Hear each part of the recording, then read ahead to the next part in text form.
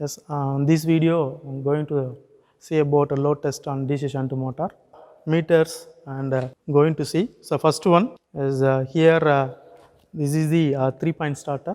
I'm going to use start the DC motor. Why it is called as 3-point starter means it having 3 terminals. So L, F, A line, field, armature, that's why it is called as 3-point starter. Then we need one voltmeter for 0 to 300 rating, and this one for another one for need one ammeter 0 to 20 amps, and this is for rheostat. So, and finally to measure the speed we have using one tachometer. Okay. So okay, before going to start the experiment, first see the what is the nameplate details of this motor. Yes, this is the nameplate details of DC motor. Here voltage means 220 voltage, this is our rated voltage, and current 18 amps rated current, and RPM 1500 is the rated speed of the motor, and then capacity of this motor is 5 HP. So the armature side voltage, current, RPM, and this is for field side voltage and current. In field side voltage is 220 and the current is 0.9 amps. Yes, this is our circuit diagram of load test on DC shunt motor, and here you have to calculate the phase rating for all equipments. Here the phase rating is 125% of the rated current to rheostat connections. So in this rheostat, here the rating of the rheostat 350 ohms and 1.4 amps. So here this rheostat having 3 terminals. So this is our rheostat terminals. 2 fixed end, these black color 2 ends, okay, these black color 2 ends called as fixed end, and this one is the red color taken as the variable end. So the same terminal in this diagram, here the arrow mark is a red color, okay, this arrow mark is a red color terminal, this is the red color terminal, this is called as variable. And then here another one is, so here we have 2 terminals. Okay, we have 2 terminals. These 2 terminals are fixed end,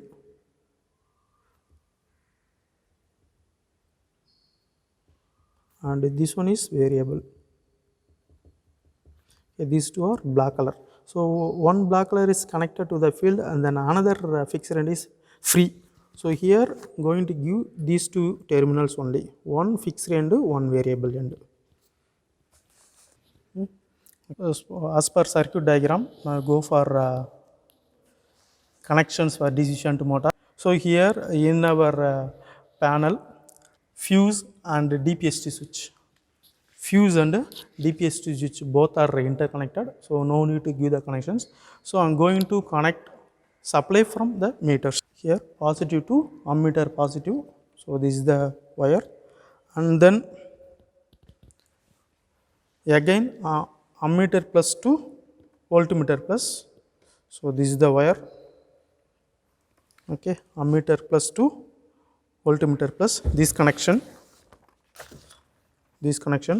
ammeter plus to voltmeter plus, then again ammeter minus, right, ammeter minus, ammeter minus means 20 amps minus to 3-point starter L means line, then again 3-point starter armature is given to the motor armature A1. Here see A to A, here A to A, here A means I am taken as A1. Some of the labs are having A1, A2, here A1, A2, here the diagram is called as A. Both are correct, therefore here I am taken as from the 3-point starter to motor A to A1. Then again no need to given the connections A, and also F, it's all are connected in interconnected, no need to give the connections. So again going to give the connections A to F2, then F2 voltmeter minus, see the connections A2 to F2 voltmeter minus. Here also the minus is taken as rating of voltmeter 300, again the voltmeter minus is given to the supply minus, okay. So here, so this is our connection diagram. It's about rheostat connections. So here field is connected to the one end of fixed end again, and the variable end is given to the F1. So therefore here the field is connected here one end of the fixed end of the rheostat, and again the variable end is connected to the field of the motor F. Okay, field of the motor F1. Already F2, A2 are given. Next, another important thing, before starting the experiment, precautions is to be taken. Here we have two precautions. Here two precautions. The first precautions, the rheostat position, the position of the rheostat. So here the rheostat position is the, before starting the experiment, kept at minimum resistant positions. This is our minimum resistant position. The opposite is the maximum resistance position. So the first precaution is, and then the load should be 0. Before starting the experiment, the load should be 0. Using 3-point starter, start the DC motor. So after started the DC motor, the motor must be running the rated speed of the motor.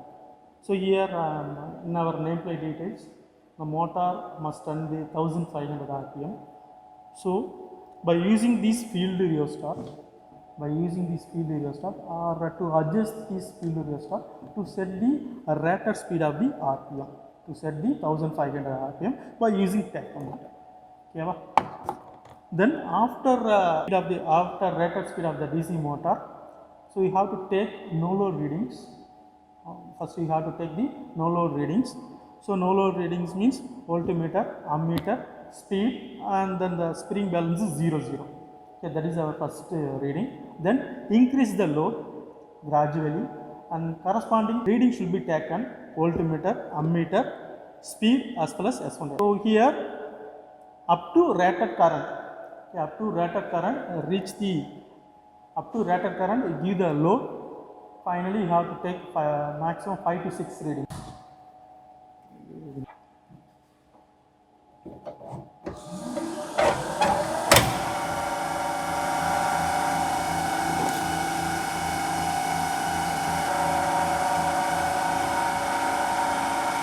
Yes, now the motor should be rotating the 1600 rpm. So by using adjusted field rheostat to reduce the speed of the motor. Now the motor is rotated 1500 rpm. So after setting these 1500 rpm, now take the no load readings. 0, 0. The voltmeter is 218, and current is 1 amps. Yes. So okay. Now the speed is here. The speed is 1500, and F1, F2. That means F1, F2 means spring balance load 0, 0. Okay. Now I am going to increase the load.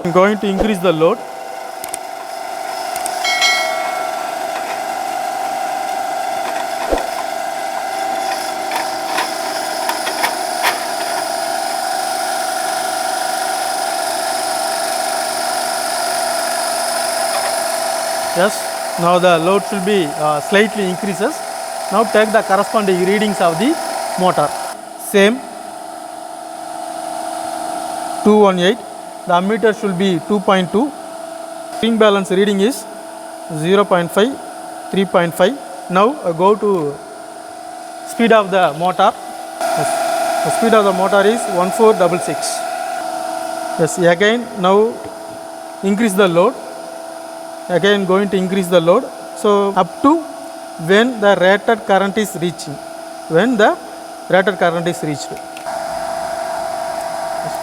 Now the same procedure to be followed to increase the load, and corresponding readings should be taken up to when it reaches the rated current. But here you have to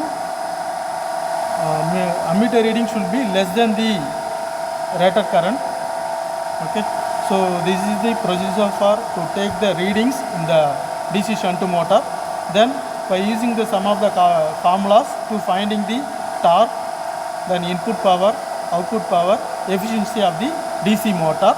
So here another one important point here, see the readings here. The load should be increases. What about the voltage reading, current reading, and speed of the motor reading. So here when the load is increases step by step manner, so when the load is increases, the voltmeter almost constant, the voltmeter reading almost constant, but the current of the DC motor should be increasing, and the speed of the DC motor is also decreases. So here from the load test and DC shunt motor, here what we learned from the DC shunt motor, load test and DC shunt motor, when load of the DC motor is increases, voltage almost constant, the current will be increases, the speed will be decreases. So by using this relation, and then here the speed of the motor from no load to full load condition, this is 1500 is a no load reading, and the final 1412 is the final reading. Or here the speed variation should be is also, it is a very low variation. Okay, this is only the low variation. That's why the DC shunt motor is always called as constant speed DC shunt motor.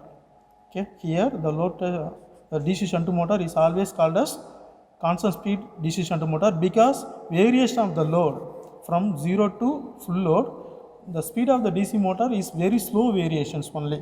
So it's negligible values only. So here this motor is always called as constant speed motor.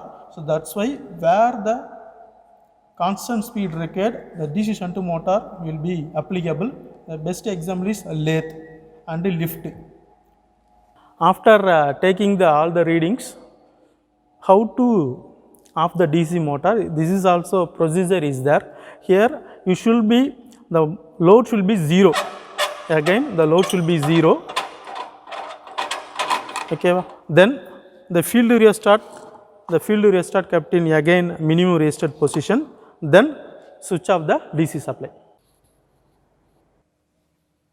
After taking these readings, voltmeter, ammeter and spring balance reading and speed, so then to determine the torque, input power, output power efficiency by using this formula. So here before that I am going to take circumference of the brake drum. Here I am taken my value is 60 centimeter, 61 centimeter here. Circumference of the brake drum is the 61 centimeter.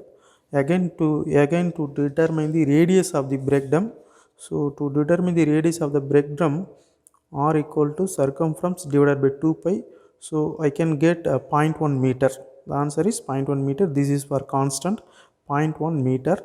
Then again to determine the torque, so the formula for torque equal to difference of S1 S2, that is I am taken as S, then 9.81 into radius.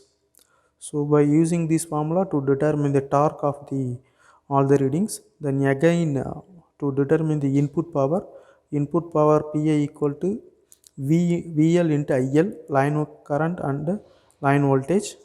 Then finally determine the output power, the output power equal to 2 pi NT divided by 60. Then again finally determine the efficiency of the DC motor, output power divided by input power into 100. So by using this formula I can get these values. Yes, this is the value for no load condition 0%, and from when the load is increases, the efficiency also sometimes decrease and increases. First I again get 94, 73%, 69%, 71% and 70%. So here after finishing this tabular column, to draw the performance characteristics of DC motor, so this is our model graph. So this is my model graph. So this model graph having the two characteristics, one electrical characteristics and mechanical characteristics. The electrical characteristics x-axis I am taken as output power, and y-axis speed, line current, torque and efficiency. Then mechanical characteristics means speed torque characteristics called as mechanical characteristics. So from the tabular column I can get the graph. Yes, this is yes. Now compare model graph and my graph. So this is for electrical characteristics. Yes, so this is the electrical characteristics.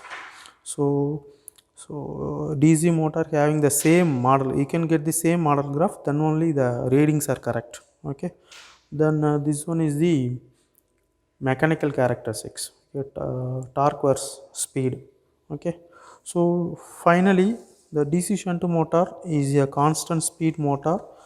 So here what are the applications of this motor means, so the applications, the various applications DC motor are lathe machines, centrifugal pump, fan, blowers, and compressors, lifts.